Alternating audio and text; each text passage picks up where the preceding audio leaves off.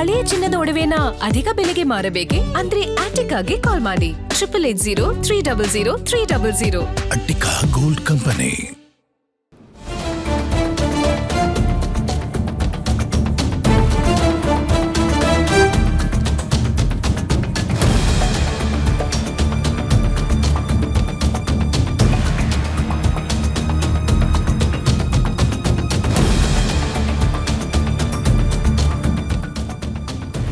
ನೋಡಿ, ಸಿದ್ದರಾಮಯ್ಯ ಅವರ ನಿವಾಸಕ್ಕೆ ಬರ್ತಾ ಇದ್ದಾರೆ ಹಿರಿಯ ನಾಯಕರು ಅನ್ನುವಂಥ ವಿಚಾರ ಗೊತ್ತಾಗ್ತಾ ಇದೆ. ಬಿಕಾಸ್ ಈಗ ಹೊಸ ಸಂಪುಟದಲ್ಲಿ ಹಿರಿಯರಿಗೆಲ್ಲ ಕೋಕ್ ನೀಡಬಹುದಾದಂಥ ಸಾಧ್ಯತೆ ಇದೆ. ಸಹಜವಾಗಿ ಆ ಟೆನ್ಷನ್ ಇದ್ದೇ ಇದೆ.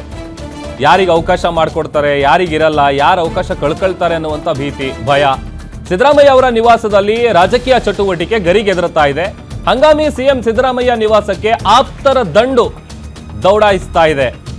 ಸಾಕಷ್ಟು ಮಂದಿಗೆ ಈ ಆತಂಕ ಇದೆ. ಕಾವೇರಿ ನಿವಾಸಕ್ಕೆ ಬರ್ತಾ ಇದ್ದಾರೆ ಆಪ್ತ ಸಚಿವರು, ಶಾಸಕರು. ಬಿಕಾಸ್ ಇವತ್ತು CLP ಮೀಟಿಂಗ್ ಇರೋದ್ರಿಂದ ಸಿದ್ದರಾಮಯ್ಯ ಅವರ ಭೇಟಿಗೆ KJ ಜಾರ್ಜು, ಜಮೀರ್ ಅಹಮದ್, ಹೀಗೆ ಹಿರಿಯ ಲೀಡರ್ಸ್ಗಳೆಲ್ಲ ಬರ್ತಾ ಇದ್ದಾರೆ. ಪೊನ್ನಣ್ಣ, ಪುಟ್ಟರಂಗ ಶೆಟ್ಟಿ, ಅಶೋಕ್ ಪಟ್ಟಣ್, ಇವರೆಲ್ಲರೂ ಕೂಡ ಸಿದ್ದರಾಮಯ್ಯ ಅವರನ್ನು ಭೇಟಿ ಮಾಡ್ತಾ ಇದ್ದಾರೆ ಅನ್ನುವಂಥ ವಿಚಾರ ಗೊತ್ತಾಗ್ತಾ ಇದೆ. DK ಸಂಪುಟದಲ್ಲಿ ಸ್ಥಾನ ಕೊಡಿಸುವಂತೆ ಬಹುಶಃ ಅವ್ರಿಗೆ ಮನವಿ ಮಾಡಬಹುದಾದಂಥ ಚಾನ್ಸಸ್ ಕೂಡ ಇದೆ. ಯಾಕಂತಂದ್ರೆ ಹೈಕಮಾಂಡ್ ಮಟ್ಟದಲ್ಲಿ ಆ ಥರದೊಂದು ಚಿಂತನೆ ಆಗ್ತಾ ಇದೆ. ಈ ಬಾರಿ ಹೊಸಬರಿಗೆ ಒಂದು ಅವಕಾಶ ಮಾಡಿಕೊಡ್ಬೇಕು, ಅದರಲ್ಲೂ ಹೊಸ ಸರ್ಕಾರದಲ್ಲಿ, ಹೊಸ ಕ್ಯಾಬಿನೆಟ್ನಲ್ಲಿ ಅನ್ನುವಂಥ ಲೆಕ್ಕಾಚಾರ. ಸೊ ಅಲ್ಲಿಗೆ ತಮ್ಮ ಸ್ಥಾನಮಾನ ಏನಿರುತ್ತೆ ಅದನ್ನು ಉಳಿಸ್ಕೊಳ್ಬೇಕು ಅಥವಾ ಏನು ಕತೆ ಅನ್ನುವಂಥ ವಿಚಾರವಾಗಿ ಮಾತನಾಡೋದಕ್ಕೆ ಬರ್ತಾ ಇದ್ದಾರೆ ಅಂತ ಕಾಣುತ್ತೆ.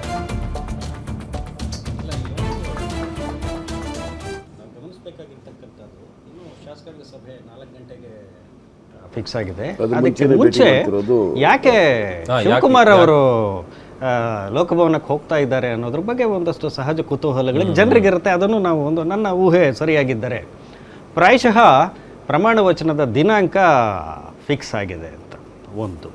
ಅದೇ ಸಮಯಕ್ಕೆ ರಾಜ್ಯಪಾಲರು ಹೆಡ್ ಕ್ವಾರ್ಟರ್ಸ್ನಲ್ಲಿ ಇರಬೇಕು ಅಂತ ಮನವಿ ಮಾಡಲಿಕ್ಕೆ ಕರ್ಟಸಿ. ಯಾಕೆ ಅಂತ ಹೇಳಿದ್ರೆ ನಾವು ಮೊನ್ನೆ ತಮಿಳ್ನಾಡಿನಲ್ಲಿ ನೋಡಿದ್ವಿ. ಯಾಕೆಂತ ಹೇಳಿದ್ರೆ ಇಲ್ಲಿ ದಿಸ್ ಈಸ್ ಔಟ್ ಆಫ್, ನಾವೇನು ಹೇಳ್ತೇವೆ ಒಂದೊಂದು ಸಾರಿ ಎಲ್ಲವನ್ನೂ ಕೂಡ ಸಂಪ್ರದಾಯ, ಶಾಸನ, ಪ್ರೊಸೀಜರಲ್ ಆಗಿ ನೋಡಲಿಕ್ಕೆ ಸಾಧ್ಯ ಇಲ್ಲ.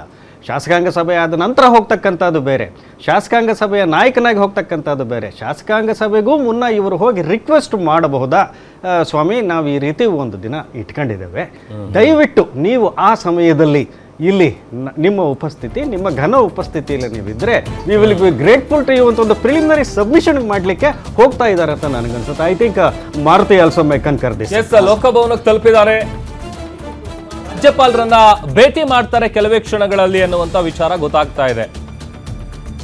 DK ಶಿವಕುಮಾರ್ ಭೇಟಿ ಹಿನ್ನೆಲೆ ಟೈಟ್ ಸೆಕ್ಯೂರಿಟಿ ಕೂಡ ಇದೆ.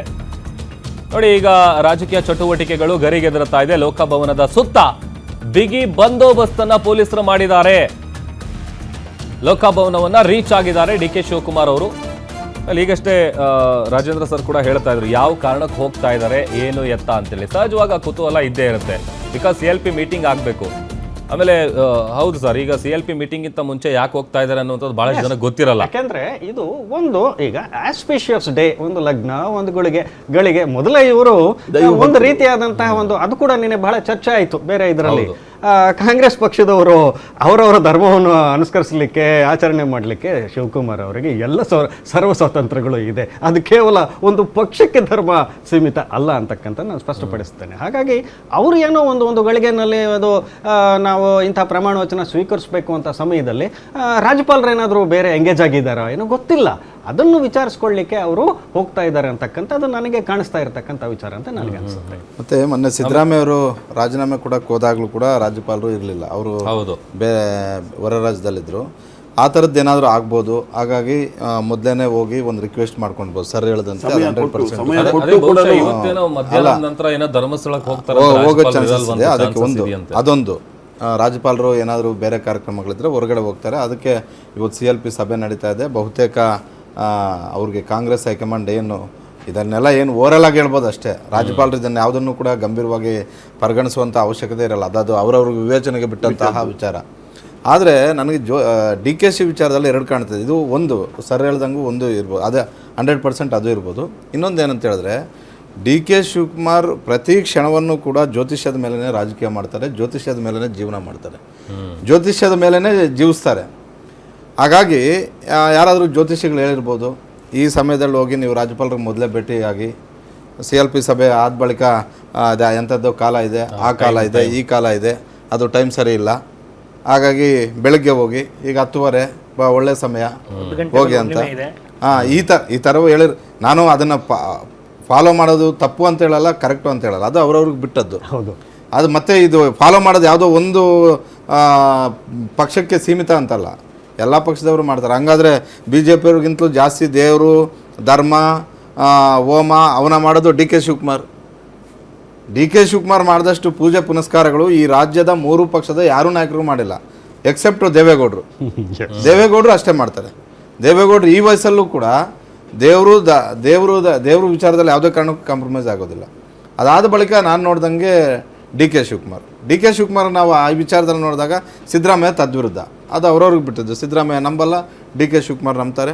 ಹಾಗಾಗಿ ಇವತ್ತು ಲೋಕಭವನಕ್ಕೆ, ಯಾಕಂತ ಹೇಳಿದ್ರೆ ಯಾವುದೇ ಒಬ್ಬ ಶಾಸಕಾಂಗ ಪಕ್ಷದ ನಾಯಕನಾಗಿ ನೇಮಕ ಆದ ಬಳಿಕವೇ ರಾಜಭವನಕ್ಕೆ ತೆರಳಿ ಒಂದು ಮನವಿಯನ್ನು ಮಾಡ್ಕೊಳ್ಳೋದು. ಈಗ ಮೊದಲೇ ಹೋಗ್ತಿದ್ದಾರೆ ಅಂದರೆ ಒಂದು ರಾಜ್ಯಪಾಲರು ಇವ್ರು ಹೋಗೋ ಟೈಮಲ್ಲಿ ಅವ್ರು ಇಲ್ಲದೆ ಇರ್ಬೋದು ಅನ್ನುವಂಥ ಒಂದು ಆತಂಕವೂ ಇರ್ಬೋದು. ಮತ್ತೊಂದು ಏನಾದರೂ ಜ್ಯೋತಿಷಿಗಳು ಸಲಹೆ ಕೊಟ್ಟಿದ್ರೆ ಅದನ್ನೂ ಕೂಡ ಇಟ್ಕೊಂಡು ಹೋಗಿದ್ರು ಕೂಡ ಹೋಗಿರ್ಬೋದು. ಮಧ್ಯಾಹ್ನದ ಬಳಿಕ ನಾನು ಬರ್ತೀನಿ ಸರ್, ತಮ್ಮ ಸಮಯ ಕೊಡಬೇಕು ಅಂತ ಹೇಳ್ಬಿಟ್ಟು ಒಂದು ಮನವಿ ಮಾಡೋದಕ್ಕೆ ಹೋಗಿರ್ಬೋದು. ಒಂದು ಇವತ್ತು ಶನಿವಾರ 9ರಿಂದ 10:30 ರಾಹುಕಾಲ ಇದೆ. ತದನಂತರನೇ ಅವರು ಹೊರಟಿರೋದು. ಕೆಲವು ಲಗ್ನಗಳು ಇರಬಹುದು 10:30 ನಂತರ ಒಂದು ಶುಭಗಳಿಗೆ. ಆಗ ನೀವು ಪ್ರವೇಶ ಮಾಡಿದರೆ ನಿಮಗೆ ಒಳ್ಳೆಯದಾಗುತ್ತೆ ಅಂತ ಹೇಳಿದಾಗ ಪ್ರಾಯಶಃ ಆ ಒಂದು ನಿಟ್ಟಿನಲ್ಲಿ ಈಗ ಮಾರುತಿ ಅವರು ಹೇಳಿದಾಗ ಇರಬಹುದು ಅಂತ ಅನಿಸುತ್ತೆ. ಅವರು ಪ್ರತಿ ಕ್ಷಣವೂ ಹೇಳ್ತಿರ್ತಾರೆ ಶುಭಗಳಿಗೆ ಶುಭ ಮುಹೂರ್ತ, ಶುಭ ಲಗ್ನ ಅಂತ ಹೇಳ್ಬಿಟ್ಟು. ಹಂಗಾಗಿ ಇದನ್ನು ಭಾಳ ಫಾಲೋ ಅಪ್ ಮಾಡೋದ್ರಿಂದ ಈಗ ಶಾಸಕಾಂಗ ಪಕ್ಷದ ನಾಯಕ ಅಧಿಕೃತವಾಗಿ ಆಯ್ಕೆ ಮಾಡೋದಕ್ಕೂ ಮೊದಲೇ ಹೋಗ್ತಿದ್ದಾರೆ ಅಂದರೆ ಬಹುತೇಕ ಯಾರಾದರೂ ಜ್ಯೋತಿಷಿಗಳ ಸಲಹೆ ಅಂತೆ ಹೋಗ್ತಿರ್ಬೋದು.